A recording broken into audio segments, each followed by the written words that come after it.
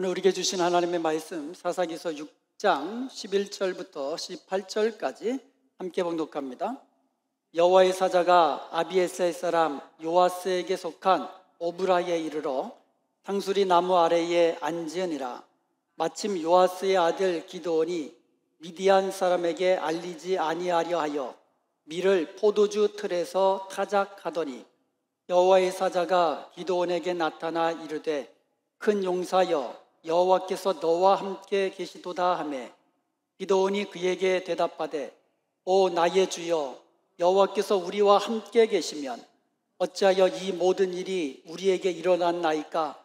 또 우리 조상들이 일찍이 우리에게 이르기를 여호와께서 우리를 애굽에서 올라오게 하신 것이 아니냐 한 그 모든 이적이 어디 있나이까? 이제 여호와께서 우리를 버리사 미디안의 손에 우리를 넘겨주셨나이다 하니 여호와께서 그를 향하여 이르시되 너는 가서 이 너의 힘으로 이스라엘을 미디안의 손에서 구원하라. 내가 너를 보낸 것이 아니냐 하시니라. 그러나 기드온이 그에게 대답하되 오 주여 내가 무엇으로 이스라엘을 구원하리이까?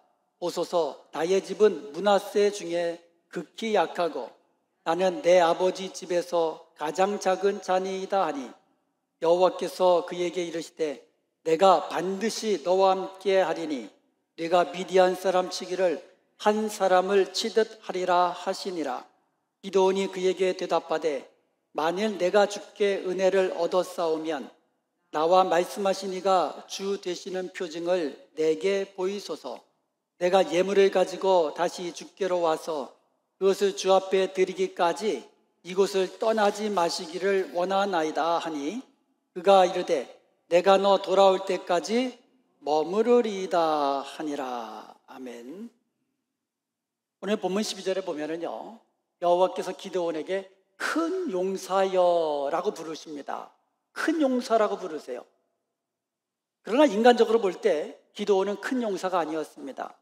기드온은 미디안의 눈을 피해 가지고 미디안 사람들을 두려워하는 그런 일개졸부에 지나지 않았습니다. 그는요 겁이 많은 사람이었어요. 불평도 많은 사람이었어요. 의심이 많은 부정적인 사람이었어요. 그럼에도 불구하고 기드온은 하나님의 부르신 대로 큰 용사가 되어서 이스라엘을 미디안의 손에서 구원하는 사사가 된 것입니다. 오늘 그 이유에 대해서 살펴보려고 합니다.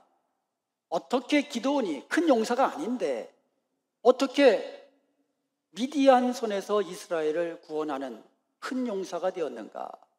그 이유를 우리가 살펴보면 우리가 믿음의 선한 싸움을 싸는 우리가 하나님께 쓰임받는 큰 용사가 되어서 승리의 삶을 살 수가 있게 되는 거예요. 우리가 그 이유를 알고 우리 삶에 적용하기만 한다면. 그러므로 기드온이 큰 용사로 이스라엘을 구원하는 사사로 하나님께 쓰임받을 수 있었던 그 이유를 세 가지로 살펴보면서 함께 말씀의 은혜를 나누기를 원합니다. 첫 번째로 하나님께서 부르셨기 때문입니다. 그리고 그것은 전적으로 하나님의 은혜입니다. 당시 이스라엘 상황을 한번 살펴보면요 이스라엘 백성들이 하나님 목전에서 악을 행합니다. 이방 우상들을 섬기기 시작합니다. 그러자 하나님께서는 7년 동안 그들을 미디안 손에 넘기셔서 미디안이 이기게 하십니다. 그러니까 7년 동안 미디안의 압제하에 살게 된 거예요, 이스라엘 백성들이. 그러자 이스라엘 백성들은요 미디안 사람들의 눈을 피해서 산에다가 웅덩이를 파고 또 굴을 파고 산성을 만들어 가지고 그곳에 숨어들었어요. 이스라엘이 파종하면은요 미디안과 아말렉 사람, 동방 사람들이 또 쳐들어와 가지고는 토지 소산을 다 뺏어갑니다. 그리고 집안에 있는 모든 양식을 다 뺏어갑니다. 그리고 양이나 소나 나귀나 이런 것들도 다 끌고 갑니다. 그들은요 이스라엘을 아예 멸망시키기로 말살시키기로 작정한 거예요. 그러자 이스라엘 백성들이 고난 중에 여호와께 부르짖기 시작합니다. 그러니까 또 하나님께서는 그 부르짖음을 들으시고 기드온에게 찾아오셔가지고 그를 큰 용사로 세우시고 이스라엘을 구원하는 사사로 세우신 거예요. 그런데 문제는 기드온이 실제로 큰 용사가 아니었다라는 거죠. 이스라엘의 해방을 위해서 앞장서서 싸우는 그런 독립투사도 아니고 용사도 아니었어요. 오늘 본문 11절에 보면은요, 기드온은 밀을 포도주 틀에다가 타작하고 있는 모습을 보게 됩니다. 여러분, 밀을 타작할 때 어디서 타작하나요? 넓은 마당에서 밀을 타작하잖아요. 그럼 포도주는 어디서 만듭니까? 포도주 틀을 어디다 놓습니까? 마당에다 놓는 사람 없어요. 먼지가 안 나는 곳에 놓습니다. 그런데 지금 기드온은요, 미디안 사람의 눈을 피해서 그 밀을 빼앗기지 않으려고 은밀하게 밀을 포도주 틀에서 타작하고 있는 거예요. 숨어서 지금 타작하고 있는 겁니다. 겁이 많고 소심한 사람이에요. 그리고 13절에 보면은요, 기드온은 하나님께 불평하는 사람이었습니다. 왜 하나님께서 우리 조상 이스라엘을 애굽에서 인도하실 때에 큰 이적을 행하셔서 구원해내지 않으셨습니까? 그런데 지금 그 큰 이적이 지금 우리 가운데 어디 있습니까? 왜 안 나타납니까? 그런 거죠. 그리고 왜 하나님께서 우리를 버리사 미디안 손에서 이렇게 고통받으며 살게 하십니까? 하나님께 불평하는 사람이었어요. 그리고 15절에 보면은요, 하나님의 부르심에 대해서 기드온이 부정적으로 응답합니다. 15절 말씀 한번 보겠습니다. 그러나 기드온이 그에게 대답하되, 오 주여, 내가 무엇으로 이스라엘을 구원하리이까? 나의 집은 므낫세 중에 극히 약하고 나는 내 아버지 집에서 가장 작은 자니이다. 나는 큰 용사가 아닙니다. 가장 약하고 작은 자입니다. 내가 어떻게 무슨 힘이 있어서 이스라엘을 구원합니까? 그리고요, 내 가문, 우리 가문이 대단한 가문도 아니에요. 므낫세 지파 중에서도 가장 작은 가문입니다. 그리고 므낫세 지파만 해도 그렇습니다. 므낫세 지파는 강한 지파가 아닙니다. 나는 못합니다. 내가 무슨 힘으로 이스라엘을 구원합니까? 나는 할 수가 없습니다. 이렇게 대답한 거예요. 이렇게 말하는 기드온, 이렇게 큰 용사가 아닌 일개 졸부에 불과했던 기드온이 어떻게 하나님께 쓰임받는 큰 용사가 되어서 이스라엘을 구원할 수 있었을까요? 그것은 바로 하나님께서 부르셨기 때문인 것입니다. 하나님께서 그를 큰 용사로 부르시고 하나님께서 그를 사사로 부르셨기 때문입니다. 그리고 이것은 전적으로 하나님의 은혜로 부르신 것입니다. 사사기서 6장 17절에 보면 이제 기드온이 대답합니다. 뭐라고 대답하냐면, 내가 주께 은혜를 얻어 싸우면 나와 말씀하시는 이가 주 되시는 표정을 내게 보이소서. 기드온은 자기가 어떤 사람인지 알고 있어요. 그렇잖아요. 자기는 큰 용사가 아닌 거 기드온이 누구보다도 잘 알고 있습니다. 그런 자기를 하나님께서 큰 용사로 부르신 것은, 하나님께서 그런 자기를 이스라엘의 사사로 부르신 것은, 이건 전적으로 하나님의 은혜라는 것도 알고 있어요. 그럼에도 불구하고 그는 확신하지를 못했습니다. 확신할 수가 없었어요. 그래서 그는 하나님께서 자기를 부르셨는데 그 부르신 이 대신 표징을 보여달라고. 그러니까 하나님께서 나를 지금 부르셨는데 나를 부르시니까 하나님이심을 보여달라는 거예요. 뭐를 통해서? 표징을 통해서. 그래서 하나님께서 기드온에게 그래서 표징을 보여주십니다. 그래서 기드온이 하나님의 사자가 말씀하신 대로 염소 새끼를 잡아다가 고기를 가지고 옵니다. 그리고 가루로 무교병을 만들어요. 떡을 만들어 옵니다. 그래서 바위 위에다가 그것을 올려놓습니다. 고기도 올려놓고 떡도 올려놓습니다. 그리고 국을 준비해가지고 그 국을 고기와 떡에다가 쏟아요. 그러자 여호와의 사자가 지팡이 끝을 내밀어 가지고 그 고기와 그 떡에다가 댑니다. 그랬더니 반석에서 불이 나와 가지고 고기와 떡을 살라버렸어요. 여기서 좀 이 장면을 제가 상상해 보니까 좀 이게 내 상상과 좀 틀린 게 있어요. 그게 뭡니까? 보통이라면 여호와의 사자가 지팡이 들고 팍 대면은 불이 어디서 나와야 돼요? 지팡이에서 나와야 되잖아요. 우리가 생각하는 이 그림이거든요. 지팡이 들고 탁 대니까 불이 지팡이에서 쫙 나와가지고 딱 사르면, 왜 지팡이에서 불이 안 나오고 반석에서 불이 나오게 하셨을까?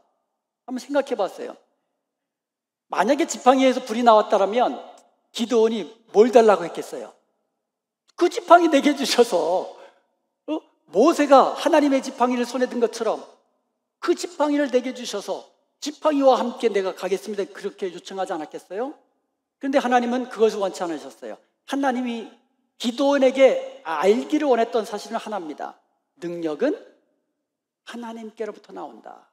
너를 부르신 이가 하나님, 나인 거를 내가 능력으로 보여준다. 그거예요. 너를 부르신 이가 하나님이심을 표징을 통하여 보여주신 것입니다. 그러자 기드온이 그때부터 믿음으로 나가야 되는데 또 표징을 2개를 더 구했어요. 양털을 한 뭉치를 갖고 옵니다. 양털을 한 뭉치를 갖고 와가지고 이 마당에다가 딱 놓고는요, 다음 날 이슬이 양털 뭉치에만 축축하게 적셔주시고 그 나머지 다른 땅에는 아주 그냥 마른 땅이 되게 해달라고 표징을 구합니다. 그랬더니 그 다음날 나가보니까 그대로 됐어요. 근데 그거는 좀 쉬울 것 같거든요. 누군가 가서 물 부으면 되잖아, 양털에다가. 그래서 한 번만 더 표징을 구하겠습니다 하면서 반대로 구합니다. 이번에는 양털만 뽀송뽀송하게 만들어주시고 나머지 그 주위에 있는 모든 땅들은 다 이슬에 푹 적셔주옵소서. 그 다음날 나가봤더니 어떻게 됐어요? 그대로 됐습니다. 이처럼 기드온은요, 의심이 많은 사람이었어요. 그렇지만 하나님이 보여주시는 표징을 통하여 나를 부르신 이가 하나님이심을 확신하게 된 것입니다.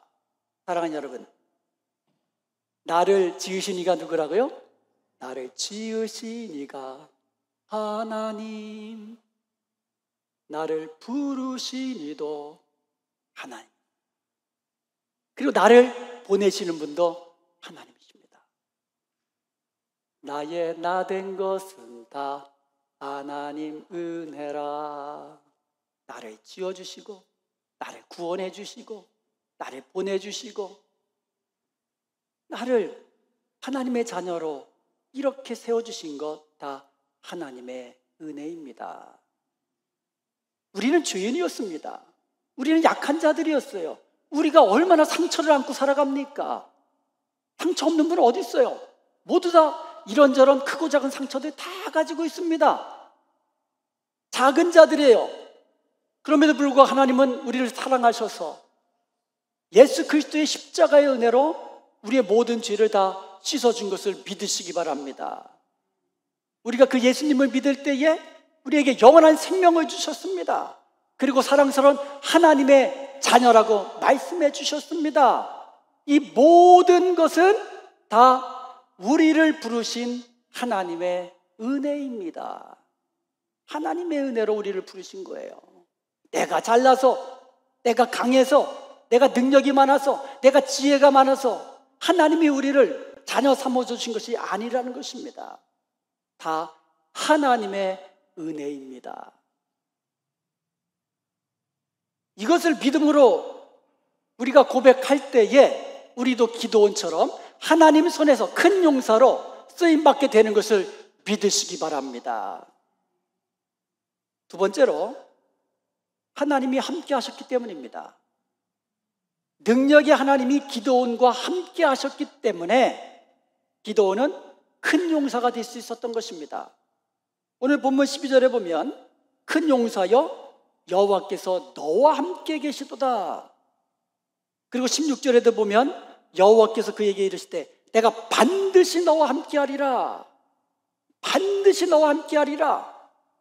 그래서 그 수많은 미디안 사람들을 한 사람 치듯 하리라. 여러분 살펴본 것처럼 기드온은요 큰 용사가 아니었습니다. 그렇지만 능력의 하나님이 기드온과 함께 하시니까 기드온은 큰 용사가 되어서 하나님 손에서 큰 용사가 되어서 미디안 사람들을 한 사람 치듯이 치고 승리를 거두게 된 줄로 믿습니다. 우리는 보통 기드온과 함께 적진으로 들어가서 그 전쟁을 승리로 이끈 그 기드온과 함께한 300명을 뭐라고 부릅니까? 보통 기드온의 300용사라고 부릅니다. 그렇죠? 기드온은 큰 용사고 기드온과 함께했던 300명은 기드온의 300용사라고 부릅니다. 그런데 그들은 용사가 아니었습니다. 그들도 용사가 아니었어요. 성경에서는 그들을 용사라고 부르지 않습니다. 사사기서 7장 12절에 보면 이스라엘을 쳐들어오는 적군이요 미디안과 아말렉과 동방 사람들이 연합해 가지고 쳐들어오는데요 그 수가 메뚜기 떼들같이 많다 그랬어요. 그리고 그들이 낙타를 끌고 오는데 그 낙타의 수만 해도 바닷가의 모래처럼 많다고 그랬어요. 그런데 기드온이 모은 군사 수가 32,000명이에요. 그러니까 수많은 적들과 비교하면 32,000분이 안 돼요. 그런데 놀랍게도 하나님은 기드온에게 너와 함께한 백성들의 수가 너무 많다. 너무 많아서 이 전쟁 이기게 하지 못할 거다 그래요. 좀 이상한 말씀을 하셨어요. 군사수가 많아야 이기는 거 아닙니까? 근데 하나님은 거꾸로 말씀하셨어요. 너와 함께하는 백성들 수가 너무 많다. 너무 많아서 내가 이 전쟁 이기게 하지 않을 거다라는 말씀이에요. 왜 그랬습니까? 백성들의 수가 많으면, 군사들의 수가 많으면 이 전쟁에서 승리한 이후에 나의 힘으로, 우리의 힘으로 이 전쟁에서 승리했다 하면서 자랑할까봐 염려하신 거예요. 이 전쟁은 하나님께 속한 전쟁이고 하나님께서 승리를 주시는 전쟁입니다. 그런데 백성들이 자기들의 힘으로 이 전쟁을 이겼다고 자고할까봐. 그래서 하나님께서는요 기드온에게 백성 중에서 두려워하는 자가 있으면 돌아가도록 하게 합니다. 그래서 돌아간 사람이 22,000명. 그럼 몇 명 남았습니까? 10,000명 남았습니다. 그러니까 이제 남은 사람은 10,000명뿐이에요. 그런데 하나님은 그래도 많다라고 하십니다. 그래서 남은 자들을 시험하십니다. 그래서 기드온을 통해서 물가로 들어가게 해서 거기서 물을 마시도록 합니다. 여러분, 물가에 풀어놓고 물 마시려 하려면 물 마시는 형태가 제각각일 거예요. 어떤 사람은 물을 끓고 그냥 막 핥아먹는 사람이 있고, 어떤 사람은 물을 떠서 마시는 사람이 있고, 어떤 사람은 그 속에 들어가가지고 그냥 꾹꾹 마시는 사람이 있고, 별의별 사람이 다 있을 거예요. 그런데 그들 가운데 물을 떠서 마신 사람을 따로 세우라고 하고, 무릎을 꿇고 마신 사람을 또 따로 세우라고 하고, 따로따로 세우라고 하십니다. 그리고 보니까 물을 떠서 마신 사람이 300명이에요. 나머지 9,700명인가요? 9,700명은 전부 다 무릎 꿇고 마시고 그렇게 마신 사람들이에요. 물을 떠서 마신 사람이 가장 적었던 겁니다. 하나님은 용사를 뽑으신 것이 아니라 가장 적은 수를 뽑으신 거예요. 이 전쟁은 기드온이 큰 용사라고 해서 이긴 전쟁이 아니죠. 이 전쟁은요, 기드온과 함께한 300명이 용사라고 해서 승리를 거둔 전쟁이 아니죠. 오직 이 전쟁은 능력의 하나님이 함께 하셔서 이기게 하신 전쟁인 것입니다. 하나님께서는 이스라엘 백성들에게 이 사실을 분명히 알기를 원하셨던 것이에요. 너희들이 힘이 세서, 너희들이 지혜로워서, 너희들이 용사라서, 기드온 네가 큰 용사라서 이 전쟁 이긴 것이 아니다. 내가 너와 함께하여서 내 능력으로 승리케 한 것이다. 이것을 분명히 알게 하신 것입니다.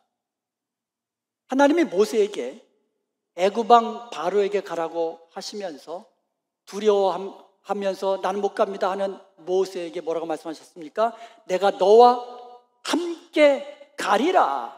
내가 너와 함께 하리라. 하나님은 말씀대로 모세와 함께 하셔서 이스라엘 백성들을 애굽에서 구원해 내셨고 광야길에서 이스라엘을 인도하시고 보호해 내신 줄로 믿습니다. 모세의 뒤를 이어서 여호수아가 이스라엘의 지도자가 되었습니다. 근데 그 여호수아도 두려워했습니다. 그때 하나님께서 여호수아에게 말씀하셨습니다. 두려워하지 말아라. 내가 너와 함께 하리라. 그래서 하나님은 약속대로 말씀대로 여호수아와 함께 하셔서 가나안 정복 전쟁을 승리로 이끌어 주신 줄로 믿습니다. 능력의 하나님이 함께 하시니 승리한 거예요. 사랑하는 여러분, 우리를 부르신 이가 하나님이십니다. 아멘. 그리고 우리에게 사명을 주시며 보내시는 분도 하나님이십니다. 아멘. 보내실 때에 약속해 주셨습니다. 내가 너와 함께 하리라. 마태복음 28장 18절에서 20절에 보면 예수님께서 제자들에게 가서 모든 족속으로 제자 삼으라 지상명령을 주셨습니다. 그러면서 약속 하나 해주셨죠. 내가 너희와 끝날까지 항상 함께 하리라. 우리와 함께 하시는 하나님은요, 전능하신 하나님이십니다. 말씀으로 천지를 창조하시고 말씀으로 죽은 자를 살리시는 능력의 하나님이십니다. 그 하나님이 우리와 함께 하시면 우리도 큰 용사가 되어 우리의 삶 속에 승리의 삶을 살게 되는 것입니다. 그러므로 능력의 하나님이 여러분과 함께 하심을 믿으시기 바랍니다.